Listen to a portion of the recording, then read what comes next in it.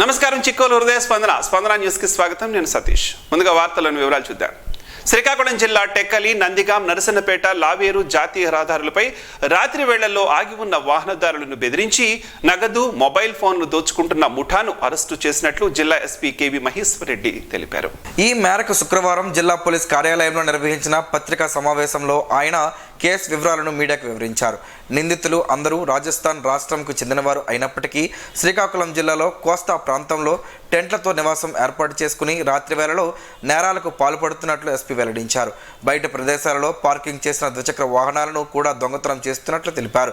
ఫిర్యాది అయిన బొడ్డేపల్లి సతీష్ కుమార్, అతని స్నేహితుడు సేపన బెనర్జీ ఇరువురు కలిసి వారి మోటార్ సైకిల్పై నందిగాం మండలం కణితూరు గ్రామంలో వివాహ వేడుక అనంతరం తన స్వంత గ్రామమైన ఆమందలవలసకు వస్తుండగా మార్గ మధ్యంలో NH-16 రోడ్లో వర్షం కారణంగా టెక్కలి మండలం విక్రంపురం గ్రామ బస్టాండ్ వద్దకు చేరి వర్షం తగ్గే వరకు వేచి ఉండగా నలుగురు ముద్దాయిలు వారు ఇరువురు మాత్రమే ఉండడం గమనించి వారి వద్దకు వచ్చి కత్తులు చూపించి డబ్బులు, మొబైల్ ఫోన్లు ఇవ్వమని బెదిరించగా అందుకు గాను వారిని అడ్డుకునే ప్రయత్నం చేయగా నలుగురు ముద్దాయిలు కలిసి ఫిర్యాదికి అతని స్నేహితుడికి ముఖంపై పదే పదే చేతులతో కొడుతూ గొంతు మీద కత్తి పెట్టి బెదిరించి వారి వద్ద నుంచి 6,000 రూపాయల నగదు, 2 మొబైల్ ఫోన్లు దోపిడీ చేసినట్లు ఫిర్యాదు అందిన మేరకు కేసు నమోదు చేసినట్లు చెప్పారు. సమావేశంలో జిల్లా ఎస్పీతో పాటు అదనపు ఎస్పీలు కెవి రమణ, పి శ్రీనివాసరావు, సిఐలు ఇమాన్యువల్ రాజు, పైడిపు నాయుడు, విజయ్ కుమార్, సూర్య, చంద్రమౌళి, ఎస్ఐలు, పోలీస్ సిబ్బంది పాల్గొన్నారు. ఈరోజు ఇది శ్రీకాకుళం జిల్లాకి సంబంధించి కొన్ని ప్రాపర్టీ అఫెన్సెస్, తర్వాత బైక్ దొంగతనాలు, అలానే హైవే పైన రీసెంట్గా జరిగిన ఈ రాబరీస్ ఏవైతే ఉన్నాయో దానికి సంబంధించి ఈరోజు కొంతమందిని పట్టుకోవడం జరిగింది, అరెస్ట్ చేయడం జరిగింది. దానికి సంబంధించి ఈరోజు మనం ప్రెస్ మీట్ పెడుతున్నాము. ఫస్ట్ మనకి లాస్ట్ మే నెల అంతకుముందు లాస్ట్ 4-5 మంత్స్లో హైవే పైన ఎస్పెషల్లీ మనకి టెక్కలి, నందిగామ, నరసన్నపేట, లావేరు ఈ 4 పోలీస్ స్టేషన్ లిమిట్స్లో నైట్ టైం మనకి ఏవైతే వెహికల్స్ ఆగి ఉంటాయో ఆ వెహికల్స్కి సంబంధించి వెహికల్స్ ఏవైతే ఆగి ఉంటాయో ఆ వెహికల్స్ దగ్గరికి కొంతమంది వ్యక్తులు వెళ్ళి వాళ్ళని ఇట్లా ఇక్కడ చూపిస్తున్నట్లు ఇలాంటి వెపన్స్, ఈ కత్తులు ఏవైతే ఉన్నాయో వాటితో ఆ డ్రైవర్ని కావచ్చు లేదా అక్కడ ఉన్న స్టాఫ్ని కావచ్చు బెదిరించి వాళ్ళ దగ్గర ఉన్న డబ్బులు కానివ్వండి, సెల్ ఫోన్స్ కానివ్వండి, లేదంటే వాళ్ళ దగ్గర ఏదైనా క్యాష్ క్యారీ చేస్తుంటే వస్తువులు, మెయిన్ వస్తువులు ఏమైనా ఉంటే అవి తీసుకెళ్లడం అనేది జరిగింది.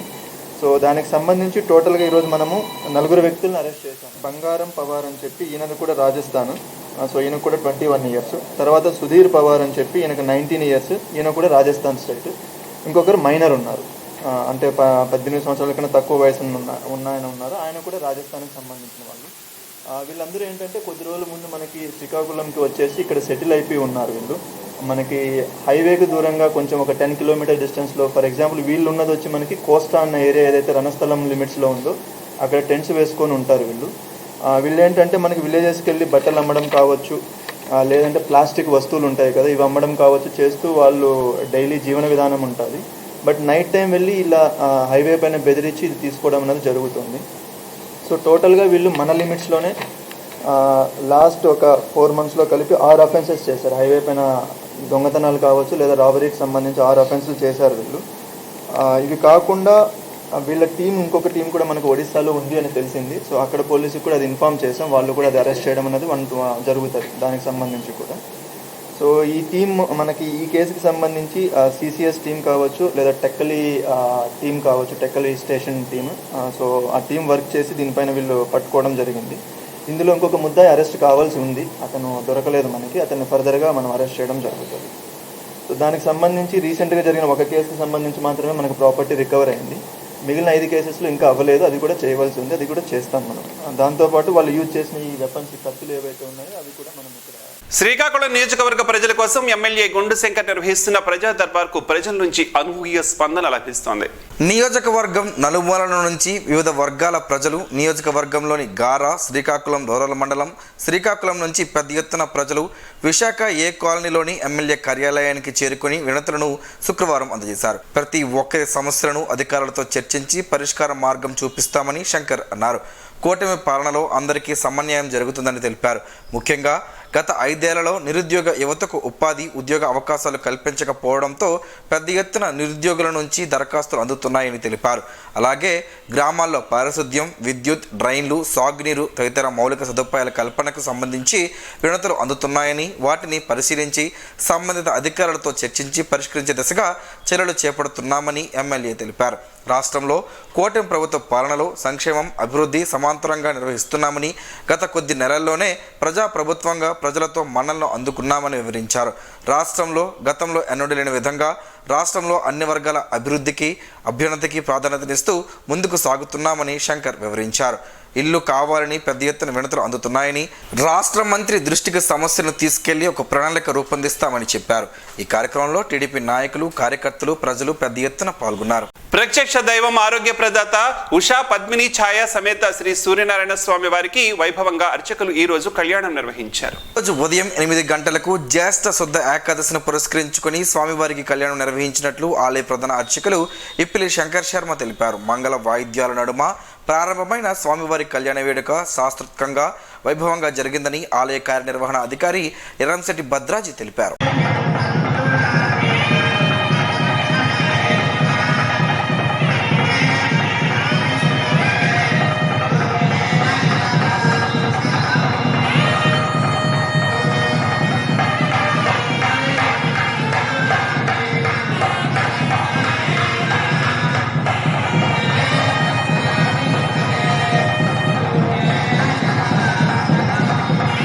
దక్షిణ కోస్తా రైల్వే జోన్ జీఎం నియామకం పట్ల రాష్ట్ర మంత్రి కింజరాపు అచ్చెన్నాయుడు హర్షం వ్యక్తం చేశారు.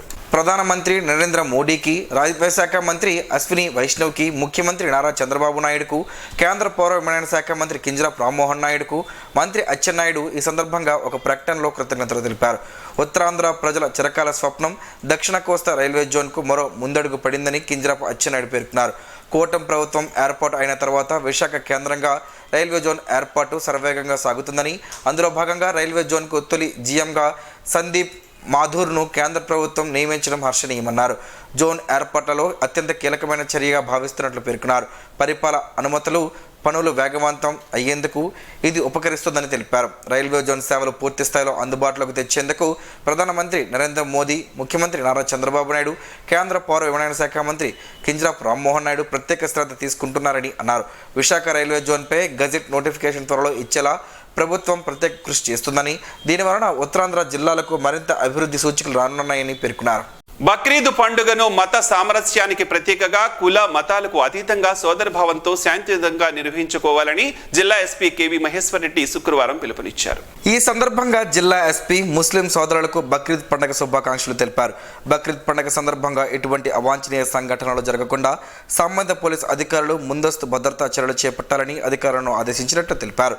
జిల్లా SP KV Maheshwar Reddy IPS మాట్లాడుతూ బక్రీద్ పండుగ భక్తికి ప్రతీకని, పండుగను ముస్లిం సోదరులు మత సామరస్యాన్ని పాటిస్తూ శాంతియుతంగా నిర్వహించుకోవాలన్నారు. జిల్లా వ్యాప్తంగా వివిధ ప్రాంతాల్లోని మసీదుల వద్దకు బక్రీద్ పండుగ సందర్భంగా ముస్లిం సోదరులు సందర్శించి ప్రత్యేక ప్రార్థనలు చేపట్టే అవకాశం ఉన్నందున మసీదుల వద్ద ప్రసాదంగా ప్రార్థనలు చేసుకునేలా చర్యలు చేపట్టి ఎటువంటి అవాంఛనీయ సంఘటనలు జరగకుండా బందోబస్తు ఏర్పాటు చేయాలన్నారు. ముఖ్యమైన మసీదుల వద్ద డ్రోన్స్, సీసీ కెమెరాలతో నిఘా ఏర్పాటు చేయాలన్నారు. ప్రతి పోలీస్ స్టేషన్ పరిధిలోని మసీదులను కవర్ చేస్తూ పెట్రోలింగ్ నిర్వహించే విధంగా భద్రతా చర్యలు చేపట్టాలని అధికారులను ఆదేశించారు. ప్రజలకు, ఇతర వాహనదారులకు ఎటువంటి ఇబ్బందులు కలగకుండా వాహనాల పార్కింగ్ చేసుకోవాలన్నారు. మత సామరస్యానికి ఎటువంటి విఘాతం కలగకుండా ప్రతి ఒక్కరూ స్వీయ నియంత్రణ పాటిస్తూ సామాజిక బాధ్యతతో వ్యవహరించాలన్నారు. ముస్లిం, హిందువుల మధ్య విద్వేషాలు రచ్చగొట్టే సామాజిక మాధ్యమాల్లో ప్రచారమయ్యే అసత్య ప్రచారాలను నమ్మవద్దని తెలిపారు. మతాలు, కులాల మధ్య విద్వేషాలు రెచ్చగొట్టే వ్యక్తులు లేదా వస్తువులు కనబడితే సమాచారాన్ని, గోవధ, పశువుల అక్రమ రవాణా సమాచారాన్ని డైల్ 100-112 లేదా స్థానిక పోలీసులకు అందించాలని, సమాచారం అందించిన వారి వివరాలు గోప్యంగా ఉంచుతామని ప్రజలకు జిల్లా ఎస్పీ కేవి మహేశ్వర్ రెడ్డి పిలుపునిచ్చారు. యోగాతో ప్రశాంతత వస్తుందని సాంఘిక సంక్షేమ శాఖ ఉప సంచాలకులు బిశ్వమోహన్ రెడ్డి తెలిపారు. 80 అడుగుల రహదారిలో జిల్లా సాంఘిక సంక్షేమ శాఖ ఆధ్వర్యంలో యోగాంధ్ర కార్యక్రమం శుక్రవారం నిర్వహించారు. ఈ సందర్భంగా ఆయన మాట్లాడుతూ యోగా వలన ఏకాగ్రత, నిశ్చలత వస్తాయన్నారు. ఈ కార్యక్రమంలో సాంఘిక సంక్షేమ శాఖ కార్యాలయ సిబ్బంది, ఆయుష్ శాఖ నుండి చంద్రశేఖర్, సిబ్బంది, యోగా శిక్షకులు మురళీకృష్ణ, నగర ప్రజలు పాల్గొన్నారు. కలెక్టరేట్ దరిలో గల శ్రీ సంతోషి మత ఆలయంలో శుక్రవారం ఆలయ ప్రధాన అర్చకులు కిరణ్ కుమార్ శర్మ అమ్మవారికి ప్రత్యేక పూజలు నిర్వహించారు. సంతోషి మాత అమ్మవారికి వేకువజాము నుంచే ఆలయ ప్రధాన అర్చకులు విశేష పూజలు నిర్వహించారు. దూర బారాల నుంచి విచ్చేసిన భక్తులు అమ్మవారిని దర్శించుకోగా వారికి తీర్థ ప్రసాదాలను అర్చకులు అందజేశారు. ఆలయ ప్రాంగణం అంతా అమ్మవారి నామస్మరణతో మారుమ్రోగింది. అమ్మ దయ ఉంటే అన్ని ఉన్నట్లేనని ఆలయ ప్రధాన అర్చకులు కిరణ్ కుమార్ శర్మ చెప్పారు. శ్రీకాకుళం నగరంలోని శిశుగృహం బాలసదన్లో ఏర్పాటు చేసిన cradle baby reception center, sick room, 2 పోషణ వాటికలు మరమ్మతులకు అనంతరం పూర్తయిన సుందరీకరణ పనులను కేంద్ర మంత్రి కింజరాపు రామ్మోహన్ నాయుడు గురువారం ప్రారంభించారు. ఈ సందర్భంగా కేంద్ర మంత్రి రామ్మోహన్ నాయుడు చిల్డ్రన్ హోంలో పిల్లలతో ముచ్చటించారు. వారితో సన్నిహితంగా మమేకమై వారి అవసరాలు తెలుసుకున్నారు. అనంతరం శిశుగృహ అభివృద్ధికి కృషి చేసిన జిల్లా కలెక్టర్, శాఖాధికారులు, సిబ్బందిని ఆయన అభినందించారు. ఈ కార్యక్రమంలో ఎమ్మెల్యే గుండు శంకర్, జిల్లా కలెక్టర్ స్వప్నిల్ దినకర్ పొన్కర్, మహిళా శిశు అభివృద్ధి శాఖ PD B Santhisri, DCPO Ramana, model officer Punyavathi, శిశుగృహ manager Naresh, ICPS child helpline సిబ్బంది దాసునాయుడు పాల్గొన్నారు. ఉత్తరాంధ్ర చిలకాల కోరిక దక్షిణ కోస్తా రైల్వే జోన్ ఏర్పాటుకు కూటమి ప్రభుత్వం ఏర్పాట్లను ముమ్మరం చేసిందని, అందులో భాగంగా జీఎంగా సందీప్ మాధురిని నియమించారని శ్రీకాకుళం నియోజకవర్గ శాసనసభ్యులు గుండు శంకర్ తెలిపారు. ఈ నియామకంతో పనులు పరిపాలనా వ్యవస్థ వేగవంతం అవుతుందని, రైల్వే జోన్ ఏర్పాటుకు దేశ ప్రధాని నరేంద్ర మోడీ, రాష్ట్ర ముఖ్యమంత్రి నారా చంద్రబాబు నాయుడు విశేష కృషి చేశారని, కూటమి ప్రభుత్వంలో పనులు వేగవంతంగా జరుగుతున్నాయని అన్నారు. గత ప్రభుత్వం తప్పిదం వల్ల ఉత్తరాంధ్ర తీవ్ర నష్టం కలిగిందని, రైల్వే జోన్కి కావాల్సిన 54 ఎకరాల భూమిని కూడా సేకరించలేకపోయారని, రైల్వే జోన్ ఏర్పడితే పెద్ద ఎత్తున మౌలిక సదుపాయాలు, అభివృద్ధి ఏకకాలంలో జరుగుతాయని అన్నారు. కూటమి ప్రభుత్వం ఏర్పడిన వెంటనే రైల్వే జోన్ కోసం అనేక సార్లు రాష్ట్ర ముఖ్యమంత్రి కేంద్ర దృష్టికి తీసుకువెళ్లారని, అందువల్లే సాధ్యమైందని తెలిపారు. 148 కోట్లతో ప్రధాన కార్యాలయం నిర్మాణం జరుగుతుందని, 12 నెలల కాలంలో 75,000 కోట్ల నేషనల్ హైవే పనులు, 72,000 కోట్లతో రైల్వే ప్రాజెక్ట్ పనులు కేంద్రం నుంచి రాష్ట్రానికి తీసుకువచ్చారని, ఇది రాష్ట్ర ముఖ్యమంత్రి నారా చంద్రబాబు నాయుడు విశేష కృషి అని తెలిపారు. విశాఖ రైల్వే జోన్కు త్వరలో గెజిట్ నోటిఫికేషన్ కూడా విడుదలవుతుందని అన్నారు. విద్యారంగానికి తూట్లు పొడుస్తున్న కూటమి ప్రభుత్వంపై పోరాటం తప్పదు అని ఎస్ఎఫ్ఐ రాష్ట్ర అధ్యక్షుడు పి రామ్మోహన్ పేర్కొన్నారు. కూటమి ప్రభుత్వం ఏర్పడి దాదాపుగా సంవత్సరం కావస్తున్నా విద్యారంగంలో పేరుకుపోయిన సమస్యలను ఇంతవరకు పరిష్కారం చేయలేదని ఎస్ఎఫ్ఐ రాష్ట్ర అధ్యక్షులు పి రామ్మోహన్ విమర్శించారు. శ్రీకాకుళం నగరంలో యూటీఎఫ్ కార్యాలయంలో ఎస్ఎఫ్ఐ శ్రీకాకుళం జిల్లా కమిటీ ఆధ్వర్యంలో నిర్వహించిన మీడియా సమావేశంలో మాట్లాడుతూ, కూటమి ప్రభుత్వం అధికారంలోకి రాకముందు విద్యార్థులకు అనేక హామీలు ఇచ్చారని, అధికారంలోకి వచ్చాక వాటిని విస్మరిస్తున్నారని విమర్శించారు. విద్యాశాఖ మంత్రి నారా లోకేష్ తమ పాదయాత్రలో గత ప్రభుత్వం లోపాలను ఎత్తిచూపుతూ జీవో నంబర్ 117 రద్దు చేసి పాఠశాల విద్యా వ్యవస్థను సమూలంగా మారుస్తారని, ప్రాథమిక పాఠశాలల మూసివేత అవుతారని హామీ ఇచ్చారు. తీరా అధికారంలోకి వచ్చాక జీవో నంబర్ 19, 20, 21 తీసుకువచ్చి ఉన్న పాఠశాలలను మూసివేసే కార్యక్రమం చేస్తున్నారని విమర్శించారు. అదేవిధంగా రాష్ట్ర వ్యాప్తంగా ఉన్న ప్రభుత్వ మెడికల్ కాలేజీలను P4 విధానం ద్వారా ప్రైవేట్ పరం చేసే ఆలోచనలో కూటమి ప్రభుత్వం ఉందని, యువగలం పాదయాత్రలో విద్యాశాఖ మంత్రి లోకేష్ జీవో నంబర్ 107, 108 రద్దు చేసి మొత్తం మెడికల్ కాలేజీలో ఉన్న సీట్లన్నీ ప్రభుత్వం పరిధిలోనే ఉంచుతామని హామీ ఇచ్చారని, ఇప్పుడు ప్రైవేట్ కోసం ఆలోచించడం అన్యాయమని అన్నారు. ప్రపంచ పర్యావరణ దినోత్సవం సందర్భంగా ఆంధ్రప్రదేశ్ కాలుష్య నియంత్రణ మండలి శ్రీకాకుళం శాఖ వారి ఆధ్వర్యంలో నిర్వహించబడిన చిత్రలేఖన పోటీలో మండల పరిషత్ ప్రాథమిక పాఠశాల రాజీవ్ కాలనీ 5వ తరగతి విద్యార్థి చిరంజీవి గరుగు వీక్షిత్ తృతీయ బహుమతిని గెలుపొందాడు. ఈ సందర్భంగా ఆ విద్యార్థికి కేంద్ర పౌర విమానయాన శాఖ మంత్రి కింజరాపు రామ్మోహన్ నాయుడు చేతుల మీదుగా బహుమతిని అందుకున్నారు. చిత్రలేఖన, వ్యాసరచన పోటీల్లో బహుమతులు సాధించిన విద్యార్థులకు గ్రామ పెద్దలు, విద్యార్థులు, తల్లిదండ్రులు, పాఠశాల ఉపాధ్యాయులు అల్లంశెట్టి భాస్కర్రావు, ప్రధాన ఉపాధ్యాయురాలు బసవ సుచిత్ర అభినందించారు. నగరంలోని స్థానిక జిల్లా గ్రంథాలయంలో శుక్రవారంతో వేసవి శిక్షణ కార్యక్రమం ముగిసింది. 40 రోజుల పాటు పిల్లలతో సందడిగా సాగింది. ఇందులో పాటల పోటీలు, చిత్రలేఖనం, డ్యాన్స్ పోటీలు, ఆటల పోటీలు, science projects, book readings, Duster games, kabaddi పోటీలు, మైండ్ టెస్టింగ్స్, వ్యాసరచన పోటీలు పిల్లలతో సోడవరం ఈశ్వరరావు, రిటైర్డ్ ఇంగ్లీష్ ఉపాధ్యాయులు బలివాడ ప్రభాకర్ రావు ఆధ్వర్యంలో జరిగింది. ఈ కార్యక్రమంలో గెలుపొందిన విజేతలకు గ్రంథాలయం సెక్రటరీ శంకర్రావు, గ్రంథాలయ ఉప గ్రంథ పాలకులు, అసిస్టెంట్ గ్రంథాలయం అధికారి భాస్కర్ రావులు ప్రథమ, ద్వితీయ, తృతీయ బహుమతులు అందజేశారు. గ్రంథాలయ సహాయ అధికారి భాస్కర్ రావు మాట్లాడుతూ వేసవి శిక్షణ కార్యక్రమం గత 5 ఏళ్లుగా హుషారుగా సాగుతున్నాయని తెలిపారు. ఈ కార్యక్రమంలో ఉపాధ్యాయురాలు ఎస్ సుమిత్ర, ఉపాధ్యాయురాలు ఎస్ సుమిత్ర, లోకేష్, సాయి, భవ్యశ్రీ, నితిన్, పణ్యశ్రీ, తనుశ్రీ, సూర్యదీప్, ఆదిత్య, నాగరాజు, యువరాజ్, నీలిమ, జయశ్రీ, తరంగిణి, స్వాతి, త్రినాయిని, హరి, మోక్ష తదితరులు పాల్గొన్నారు. ప్రపంచ పర్యావరణ దినోత్సవాన్ని పురస్కరించుకుని కాలుష్య నియంత్రణ మండలి నిర్వహించిన జిల్లా స్థాయి వ్యాసరచన పోటీల్లో నగరంలోని ఆక్స్ఫర్డ్ స్కూల్కు చెందిన 9వ తరగతి విద్యార్థి కె తేజశ్రీ ప్రథమ బహుమతిని సొంతం చేసుకుంది. ఈ మేరకు గురువారం పాత్రిన వలసలో నిర్వహించిన అధికారిక కార్యక్రమంలో కేంద్ర మంత్రి కింజరాపు రామ్మోహన్ నాయుడు, స్థానిక శాసనసభ్యులు గూండు శంకర్ల చేతుల మీదుగా జ్ఞాపికను, ప్రశంసా పత్రాన్ని అందుకున్నారు.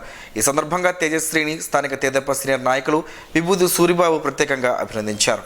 ఇటీవల ఉద్యోగ విరమణ చేసిన హోంగార్డ్ బిడ్డుక అప్పలస్వామినకు ఆర్థిక చేయూతగా నగదు చెక్కును జిల్లా ఎస్పీ కేవి మహేశ్వర్ రెడ్డి చేతుల మీదుగా అందజేశారు.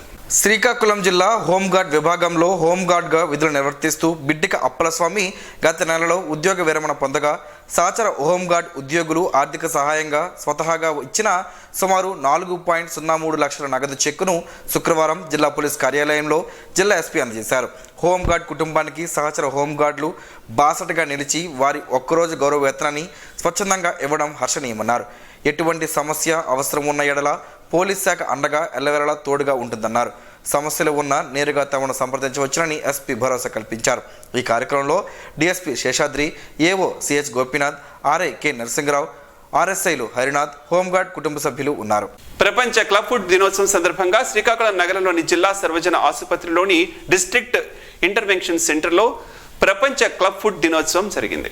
జిల్లా రాష్ట్రీయ బాల స్వాస్థ్య కార్యక్రమం అధికారి డాక్టర్ ఇప్పిలి వెంకట్రావు ఆధ్వర్యంలో జరిగిన కార్యక్రమంలో ఫిజియోథెరపిస్ట్ సత్యవతి మాట్లాడుతూ క్లబ్ ఫుడ్ సాధారణంగా పుట్టిన వెంటనే శారీరక పరీక్ష ద్వారా నిర్ధారణ అవుతుందని, కొన్ని సందర్భాల్లో ప్రినేటల్ అల్ట్రాసౌండ్ జననానికి ముందు పరిస్థితిని గుర్తించవచ్చునని, ముందస్తు జోక్య ప్రణాళికను అనుమతిస్తుందని చెప్పారు. శారీరక పరీక్షలో పాదం యొక్క స్థానం అంచనా వేయడం, అలాగే వైకల్యం తీవ్రతను నిర్ణయించడం జరుగుతుందన్నారు. దీని లక్షణాలు ఏమిటంటే పాదం మెలితిప్పినట్లు లేదా లోపలికి తిరిగినట్లు కనిపిస్తుందని, మడమ క్రిందికి చూపుతుందని, అయితే పాదం ముందు భాగం పైకి చూపుతుందని, పాదం సాధారణ పాదం కంటే చిన్నదిగా ఉండవచ్చని తెలిపారు. ఈ శారీరక వైకల్యాలు ఉన్నప్పటికీ క్లబ్ ఫుడ్ సాధారణంగా నవజాత శిశువులలో నొప్పితో సంబంధం కలిగి ఉండదన్నారు. అయినప్పటికీ చికిత్స చేయకుండా వదిలేస్తే అది పిల్లల పెరుగుతున్నప్పుడు గణనీయమైన అసౌకర్యం, క్రియాత్మక పరిమితులకు దారితీస్తుందని ఆమె తెలిపారు. ఈ కార్యక్రమంలో paediatrician doctor Noka Chaitanya, psychologist Raj Kumar, Kusumalatha, Akhilarani, Appalanaidu, Tavitnaidu, Narasimha, Pavani, Raju, Gautami తదితరులు పాల్గొన్నారు. పచ్చి కొబ్బరి ఆరోగ్యానికి చాలా మంచిది. దీన్ని ఎక్కువగా వంటల్లో ఉపయోగిస్తారు. అయితే అలా కాకుండా వీటిని నేరుగా తీసుకోవడం వల్ల ఎన్నో ఆరోగ్య ప్రయోజనాలు పొందవచ్చునని ఆరోగ్య నిపుణులు చెబుతున్నారు. ఆ వివరాలు ఈ రోజు ప్రసారమయ్యే ఆరోగ్యమే మహాభాగ్యంలో తెలుసుకుందాం.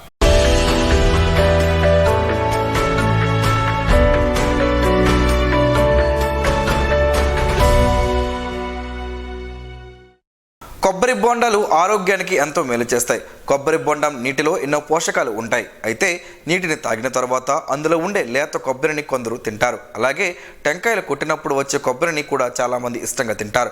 కాకపోతే ఆ కొబ్బరి ముదిరిపోయి ఉంటుంది. కానీ పచ్చి కొబ్బరిని తినడం వల్ల ఆరోగ్యకరమైన ప్రయోజనాలు కలుగుతాయి. కొబ్బరి నూనెలాగే పచ్చి కొబ్బరి కూడా మనకు మేలు చేస్తుంది. పచ్చి కొబ్బరిని తినడం వల్ల ఎలాంటి ప్రయోజనాలు కలుగుతాయో ఇప్పుడు తెలుసుకుందాం. మలబద్ధకం సమస్య ఫైబర్ తక్కువగా ఉండే ఆహారాలను తక్కువగా తినడం వల్ల వస్తుంది. అయితే ఈ పచ్చి కొబ్బరిని తినడం వల్ల మలబద్ధకం సమస్య నుంచి బయటపడవచ్చు. దానికి కారణం ఏంటంటే 61% మేర ఫైబర్ అనేది దీనిలో ఉంటుంది. ఇతర పండ్లు, కూరగాయలతో పోలిస్తే దీనిలో చాలా ఎక్కువ. జీర్ణక్రియ సాఫీగా సాగడానికి కూడా ఉపయోగపడుతుంది. కొంతమందికి చర్మం పొడిగా మారుతుంటుంది. అలాగే వెంట్రుకలు చుట్టడం అనే సమస్యలు ఉంటాయి. ఈ సమస్యలు ఉన్నవారు పచ్చి కొబ్బరిని రోజు తినాలి. దీంతో కొబ్బరిలో ఉండే ఆరోగ్యకరమైన క్రొవ్వులు చర్మ సౌందర్యాన్ని పెంచుతాయి. అంతేకాకుండా చర్మం ముడతలు పడకుండా యవ్వనంగా కనపడే విధంగా చేస్తుంది. అలాగే కొబ్బరిలో మెనోలారిన్, లారిక్ యాసిడ్లు ఉంటాయి కనుక అది యాంటీ బ్యాక్టీరియల్, యాంటీ ఫంగల్ ఏజెంట్గా పనిచేస్తుంది. దీంతో మొటిమలు రావడం అనేది కూడా తగ్గుతుంది. పచ్చి కొబ్బరిలో ఉండే ఆరోగ్యకరమైన క్రొవ్వులు మన శరీరంలోని కొవ్వును కరిగిస్తాయి. దీంతో ఆకలి నియంత్రణలో ఉండడంతో బరువు అనేది ఆటోమేటిక్గా తగ్గుతారు. గొంతు, బ్రాంకైటిస్ సమస్యలు తగ్గుతాయి. ఇక మానసికంగా ఆరోగ్యంగా ఉండడానికి కొబ్బరిని ఆహారంలో భాగంగా చేసుకోవాలి. అందువల్ల అల్జిమర్స్ వంటి వ్యాధులు కూడా రాకుండా ఉంటాయి. అందుకే పచ్చి కొబ్బరి తినడం వల్ల ఆరోగ్యానికి ఎలాంటి హానికరం కాదని వైద్య నిపుణులు చెబుతున్నారు.